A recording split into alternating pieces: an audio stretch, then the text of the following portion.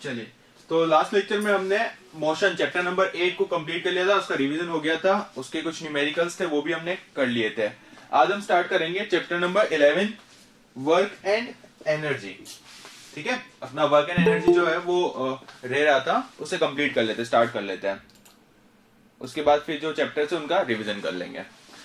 तो work and energy, good morning, good morning, very good morning. Work and energy की शुरुआत करते हैं।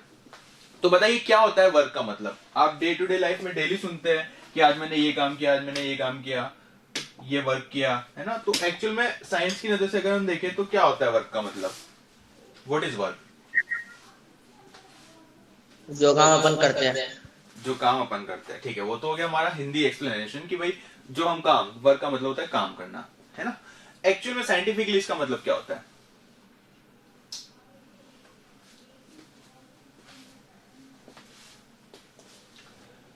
सर नहीं पता। नहीं पता, चलिए रिलेट करते हैं, चीजों को रिलेट करते हैं। मुझे बताइए कि वर्क करने के लिए आप कह रहे कि सर हमने आज ये काम किया, वो काम किया, किसी काम को करना ही हमारा क्या कहलाता है? वर्क डन, है ना, वर्क डन। तो मुझे बताइए कि काम को करने के लिए सबसे जरूरी चीज क्या है? ऐसी कौन सी चीज है जिसके बिना हम काम नहीं कर सकते हैं? Energy. Energy. Energy is the essential thing that is required to do work. Energy is the essential thing to do work. मतलब बिना एनर्जी के हम कोई भी काम नहीं कर सकते, किसी भी काम को हम नहीं कर सकते। तो हमारी फर्स्ट रिक्वायरमेंट हो गई किसी काम को करने के लिए एनर्जी। तो एक्चुअल में वर्क करने का मतलब क्या होता है? साइंस में वर्क का मतलब होता है conversion of energy from one form to another form. जैसे मान लीजिए आपने खाना खाया, अब आपके खाने के अंदर क्या थी? एनर्जी थी। ग्लूकोज, कार्बोहाइड्रेट, फैट, ये सारी की सारी क्या है? फॉर्म ऑफ एनर्जीज है। अब ये एनर्जी आपकी बॉडी में गई, आपकी बॉडी में क्या आ गई? एनर्जी आ गई, आपकी बॉडी में एनर्जी आ गई। अब जब हम काम करते हैं, अभी जैसे मान लीजिए मैं बोल रहा हूं, तो बोलने का मतलब क्या हो गया? Sound is a kind of vibrational energy. तो हम क्या कर रहे हैं? जो खाना मैंने खाया, उस खाने की हेल्प से जो मुझे एनर्जी मिली, उस एनर्जी को मैं किस में कन्वर्ट कर रहा हूं? साउंड एनर्जी में। वर्क डन हो रहा है। क्या मैं काम कर रहा हूं? मैं आपको पढ़ा रहा हूं, it is a kind of work. तो मैं ये वर्क कर रहा हूं, क्यों कर पा रहा हूं? क्योंकि मेरे अंदर एनर्जी है। तो जो खाना खाने से मुझे एनर्जी मिली, उस एनर्जी को मैं कन्वर्ट कर रहा हूं वाइब्रेशनल एनर्जी में, दैट इज वर्क डन। अब वो वाइब्रेशनल एनर्जी कैसे हो रही है प्रोड्यूस? भाई जो खाना खाया, उस खाने की जो एनर्जी है, उस खाने की एनर्जी से हमारा जो वाइब्रेशनल एनर्जी है वो कन्वर्ट हो रही। कैसे? Bye the help of force. जब मैं फोर्स लगा रहा हूं, देखो जब भी हम बोलते हैं तो कब बोल पाते हैं? जब हम गले से फोर्स लगाते हैं। फोर्स के बिना हमारा कोई भी काम नहीं हो सकता। एग्री कर पा रहे हो? हाँ। तो वर्क डन का मतलब क्या होता है? Conversion of energy from one form to another form. अब वो एनर्जी कन्वर्ट कैसे हो रही है हमारी? By the help of force. तो खाना खाया, खाना खाने से मुझे एनर्जी मिली, उस एनर्जी को मैंने वोकल थ्रोट पे फोर्स लगा करके और उस एनर्जी को कन्वर्ट कर दिया किसमें? Vibrational energy, that is a kind of sound. तो ये सारा की सारा खेल किसका है? हमारा एनर्जी का है, एनर्जी का है।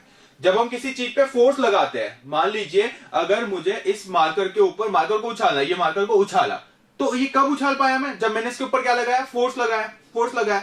तो force is the tool. Force क्या है? हमारा एक टूल है जिसकी हेल्प से हम क्या कर सकते हैं? उस टूल की हेल्प से हम एक फॉर्म से दूसरी फॉर्म में एनर्जी को कन्वर्ट कर सकते हैं, और उसी को हम क्या कहते हैं? Work done. उसी को हम क्या कहते हैं? वर्क डन कहते हैं। तो सारी पिक्चर समझ में आ रही है कि क्या होता है वर्क, क्या होता है energy. So work is a kind of, actual में वर्क जो है वो हमारा एनर्जी का ही एक फॉर्म है। वर्क में हम करते क्या? एनर्जी को एक फॉर्म से दूसरी फॉर्म में कन्वर्ट करते हैं। हाँ बताइए सर। वर्क की डेफिनेशन ये भी हो सकती है ना, work is defined as a force acting upon an object to cause a displacement. Cause a displacement, हाँ बिल्कुल बिल्कुल, it is also definition of work. देखिए अगर हम डेफिनेशन की बात करें तो आपको वहां पे यही लिखना है कि work is defined as the force applied on an object which is in motion and it gets displaced by the help of force. तो ये होता है हमारा work done. F into displacement, force into displacement is equal to work done, W. तो W is equal to होता है हमारा F S. ये मैथमेटिकल चीज है, ये बिल्कुल जो हमें एग्जाम में लिखना है, जो हमारा कंसेप्ट है वो हमारा बिल्कुल यही होता है, डेफिनेशन यही होती है। लेकिन एक्चुअल में उसका मीनिंग क्या होता है? वर्क का मीनिंग क्या होता है? भाई हम किसी ऑब्जेक्ट पे फोर्स लगा रहे हैं, उसके अंदर डिस्प्लेसमेंट हो रहा है, that is work done. Definition बिल्कुल परफेक्ट है। लेकिन एक्चुअली अब यहां पे मैं फोर्स लगा रहा हूं, क्या मैं आपको बोल रहा हूं तो क्या यहां पे कोई डिस्प्लेसमेंट हो रहा है? अगर मैं आपको बोल रहा हूं तो यहाँ पे मेरी साउंड एनर्जी आप तक पहुंच रही है, क्या यहाँ पे कोई डिस्प्लेसमेंट हो रहा है? सर डिस्प्लेसमेंट साउंड की वाइब्रेशन शायद आगे तक आती है उसमें हो जाएगा। बिल्कुल बिल्कुल बिल्कुल। तो देखिए कई बार क्या होता है कि जब हम वर्क डन करते हैं तो वो डिस्प्लेसमेंट हमें नजर नहीं आता। मैं बोल रहा हूं आपको, मैं बोल यहां से रहा हूं लेकिन सुनाई आपको आपके घर तक दे रहा है, तो डेफिनेटली यहाँ पे क्या हो रहा है? डिस्प्लेसमेंट हो रहा है। वाइब्रेशनल एनर्जी का साउंड की फॉर्म में एक जगह से दूसरी जगह डिस्प्लेसमेंट हो रहा है, तो यहाँ पे भी वर्क डन हो रहा है, यहाँ पे भी वर्क डन हो रहा है। चलिए अभी आपका जो डाउट था, आपकी जो डेफिनेशन थी, उस डेफिनेशन को गलत साबित करके बताते हैं। भाई अभी तो क्या कहा कि वो डेफिनेशन बिल्कुल सही है। अब मुझे बताइएगा कि अगर मान लीजिए आप हो यहाँ पे घर पे बैठे हुए, ठीक है, ये आपके घर से दुकान है सब्जी की, ये मान लीजिए आप फ्रूट मार्केट है ना, फ्रूट मार्केट, यहाँ पे आपकी सब्जियां भी मिलती है, फ्रूट्स भी मिलते हैं, सब कुछ मिलता है, सब्जी मंडी जिसे बोलते हैं ना। आप घर पे बैठे, मम्मी ने कहा बेटा जाओ और जा करके धनिया लेकर के और आओ, ठीक है। मम्मी ने क्या कहा, बेटा आप यहाँ से घर पे बैठे हो, आज अभी आपकी ऑनलाइन क्लास चल रही है, तो क्लास ओवर हो जाए उसके बाद आप जाना और दुकान से धनिया लेकर के आ जाना, ठीक है। अब देखो yes. अब आपकी क्लास हो गई ओवर, आप यहां से गए, यहाँ पे गए और धनिया लिया और वापस आप आ गए कहां पे? घर पे। अब जैसे ही आप घर पे आ गए, मैंने फोन किया आपकी मम्मी को कि क्या कर रहा है XYZ। मान लीजिए हम एक एग्जांपल ले लेते हैं यश का, कि भाई यश के घर पे मैंने कॉल किया कि मैम यश कहाँ पे, क्या कर रहा है, तो कैसा लड़का है, क्या करता है, घर पे परेशान तो नहीं करता है? तो आपकी मम्मी ने कहा क्या लड़का तो बहुत अच्छा है हमारा, काम भी करता है। मैंने कहा क्या काम करा उसने? कि मैंने उसको धनिया लाने को कहा, वो धनिया लेकर के आ गया। मैंने कहा चलो ठीक है। अब मुझे एक बात बताइए, आपने क्या कहा कि force into displacement is defined as work done, ठीक है। मम्मी ने कहा कि भाई बेटा हमारा काम करता है, जब मैं जो बोलती हूँ वो लेकर के आ जाता है, वो गया और धनिया लेकर के वापस आया। अब मुझे एक बात बताइए, यहाँ पे हमारा डिस्प्लेसमेंट कितना हुआ? आप कहां से चलना शुरू किए थे? घर से। वापस धनिया लेकर के कहां पे आए हो? घर पे। डिस्प्लेसमेंट कितना है? जीरो है। फोर्स आपने लगाया लेकिन डिस्प्लेसमेंट जीरो, तो क्या यहाँ पे कोई वर्क डन होगा? नो सर, नहीं होगा। No, तो sir. साइंस की नजर से जो अभी आपने डेफिनेशन बोली कि सर फोर्स इनटू डिस्प्लेसमेंट जो होता है वो होता है हमारा वर्क डन, लेकिन यहाँ पे अगर आपकी डेफिनेशन को अप्लाई करें तो साहब यहाँ पे फोर्स तो लग रहा है, डिस्प्लेसमेंट जीरो हो रहा है, तो क्या वर्क डन जीरो हुआ? जी हाँ जीरो हुआ। आपकी डेफिनेशन तो यही कहती है। लेकिन मैंने मम्मी को पूछा तो मम्मी तो बोलता है नहीं बेटा हमारा काम करता है, बेटा हमारा धनिया लेकर के आया है। तो अब ये जो धनिया लेकर के आए हो, ये काम कहाँ गया? ये जीरो कैसे हो गया? काम तो हुआ है भाई, वर्क डन तो हुआ है, लेकिन डेफिनेशन तो ये जीरो आ रहा है। अब सर डिस्प्लेसमेंट एक्स होना चाहिए, मतलब जीरो के अलावा। अरे बाबा अभी समझे नहीं आप, जीरो के अलावा, हाँ वही कह रहे ना। अब यहाँ पे तो डिस्प्लेसमेंट जीरो हुआ आपका, लेकिन आप एक्चुअल में धनिया लेकर के भी आए हो, तो धनिया भी आ गया और वर्क डन भी नहीं हुआ। ये क्या मजाक है? ऐसा कैसे हो गया? ये तो कॉन्ट्राडिक्ट हो गया कि सर मैथ्स में, साइंस में हमारी डेफिनेशन है कि भाई force into displacement is defined as work done, और उसको मैथमेटिकली हमने लिखा W = F × D, displacement zero है तो वर्क डन जीरो होगा, लेकिन यहाँ पे तो वर्क डन हो रहा है। सर होती तो वो है ना F into displacement cos theta, जिसमें एंगल बताया जाता है कितना है। चलिए ठीक है। आप कह रहे हैं कि भाई इसमें हमारा वेक्टर फॉर्म भी आ गया है कि भाई जो वर्क डन है वो उसके अंदर हम लेंगे डिस्प्लेसमेंट की डायरेक्शन, मतलब angle between the force and the displacement, है ना। चलिए ऐसे लिख लेते हैं, इसको लिखते हैं हम FD cos थीटा। अब ठीक है?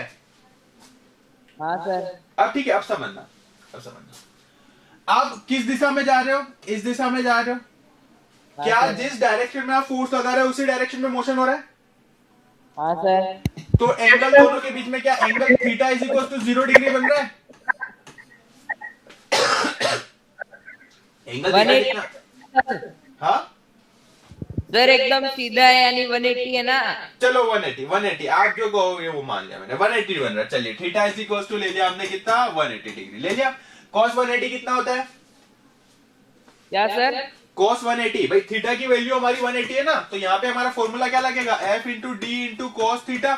थीटा की जगह क्या रखेंगे हम? F × D × cos 180। cos 180 कितना होता है हमारा? cos 180। हाँ चलिए मैं बता देता हूँ, -1 होता है। cos 180 की वैल्यू जो होती है वो कितनी होती है हमारी? -1 होती है, ठीक है। अब ठीक है। हाँ सर। लेकिन क्या डिस्प्लेसमेंट अभी भी हमारा जीरो है? डिस्प्लेसमेंट तो जीरो हुआ ना, बंदा घर से गया घर को आया, डिस्प्लेसमेंट जीरो। अब अगर डिस्प्लेसमेंट जीरो है तो आप एंगल 0 डिग्री लो, 90 डिग्री लो या 180 डिग्री लो या कुछ भी ले लो, एक्स वाई जेड ले लो इसकी वैल्यू। अगर ये जीरो है तो ओवरऑल क्वांटिटी क्या आएगी हमारी? जीरो। सॉल्यूशन सर फिर तो कुछ समझ नहीं आ रहा है, कुछ समझ नहीं आ रहा सर, अब बताओ ये आप। तो लोचा हो गया। हम तो भाई कहीं पे पढ़े थे कि भाई वर्क डन होता है हमारा force applied on an object which is in motion and the displacement covered by the object multiply by the force is defined as the work done. यही पढ़े आप तक अब तक। और उसके अंदर और एक अपडेट ले लो कि F is W is equals to F into D, W is equals to FD cos theta. चलिए हमने तो सब पढ़ लिया, हमको तो सब आता है। अब यहाँ पे क्या हुआ, सारे कंसेप्ट खत्म, काम भी कर लिया और काम हुआ भी नहीं। काम हुआ भी नहीं। साइंस बोलती कि कोई काम नहीं किया, मम्मी बोलती कि बेटा काम करके आया है भाई, ये क्या हो गया, चोट हो गई ये तो इस प्रॉब्लम को मैं आपको दे रहा हूं, इस प्रॉब्लम को आप अच्छे से एनालाइज करना। आप गूगल पे सर्च कीजिए, आप यूट्यूब पे सर्च कीजिए। अब आप यूट्यूब पे कैसे सर्च करोगे? If an object moves from one position to another position, come back to the same position, then how much amount of work done will be there? ठीक है, कोई बात नहीं, आप सर्च करिएगा। अगर आपको गूगल पे आंसर नहीं मिल रहा, कोई बात नहीं। अगर आपको यूट्यूब पे आंसर नहीं मिल रहा, कोई बात नहीं। आपके बड़े भाई बहन होंगे, फ्रेंड्स होंगे, उनसे पूछिए, डिस्कस कीजिए इस प्रॉब्लम को। पहले उनसे पूछिए कि वर्क डन क्या होता है, वो कहेंगे ये होता है। डेफिनेशन क्या होती है, ये होती है। फॉर्मूला क्या होता है, ये होता है। फिर पूछना है आपकी भाई साहब, अगर हम घर से धनिया लेने जाए, वापस धनिया लेके आए तो वर्क डन कितना होगा? तो वो कहेंगे कि जीरो होगा। तो आप कहना कि मैं तो धनिया लेकर के आया हूं, काम तो मैंने किया है, फिर ये जीरो कैसे हो रहा है, कैसे हो रहा है? तो इस चीज को आप लगाइए एफर्ट्स, कीजिए खुद से कोशिश, और कल इस प्रॉब्लम पे हम डिस्कशन करेंगे कि आखिर यहाँ पे वर्क डन जीरो हो रहा है तो क्या सच में वर्क डन जीरो हो रहा है, और क्या यही हमारी कंप्लीट डेफिनेशन है वर्क डन की? और अगर यहाँ पे वर्क डन जीरो हो रहा है तो क्यों हो रहा है? क्या यहाँ पे कुछ और वर्क डन भी हो सकता है ना? ये सारी चीजें हम करेंगे। पहले आप एक बार थोड़ा सा हाथ पे मारिए, ट्राई कीजिए, तो आप 10 चीजें नहीं सीखेंगे।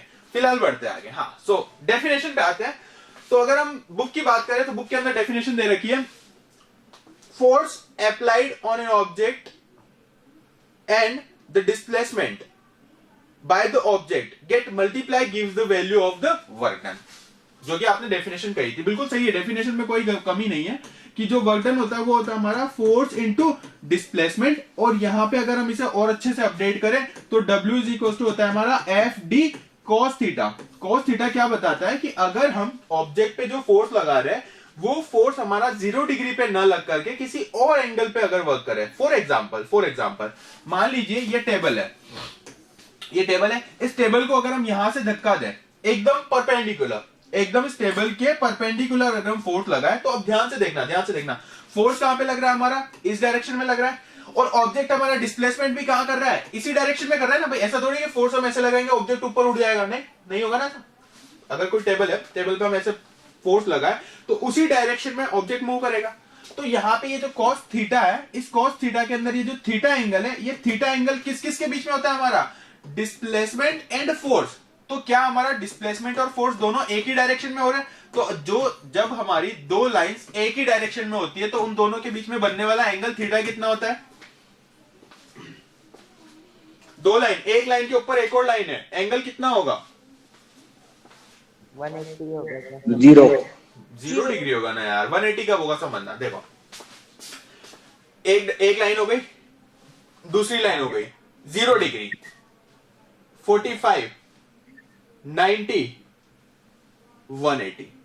तो जब दोनों अपोजिट डायरेक्शन में हो, कि अगर हम फोर्स यहां पे लगा रहे हो, डिस्प्लेसमेंट यहां पे हो रहा, तो अब हमारा एंगल कितना होगा?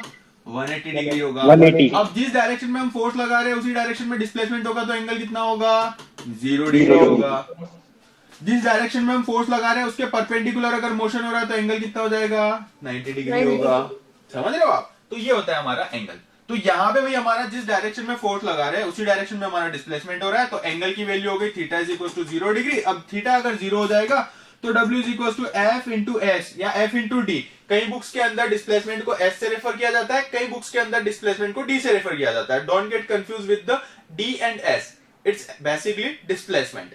ठीक है, अब बात करते हैं cos थीटा। तो cos 0 की वैल्यू कितनी होती है?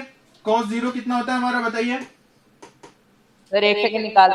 हाँ निकालो, मैथ्स के अंदर आ गया होगा ना sin theta cos theta. Sir नहीं आया cos theta sin theta. Trigonometry नहीं आई है। 1। हाँ वेरी गुड, बिल्कुल सही है कि cos अगर 0 होता है तो हमारा इसकी वैल्यू होती है 1। अगर आपके सिलेबस में नहीं है, आपके सिलेबस में ट्रिग्नोमेट्री नहीं आई है, तो आपका cos थीटा हमेशा क्या रहेगा, 1 ही रहेगा। आपको यहाँ पे ज्यादा दिमाग लगाने की जरूरत नहीं है ना।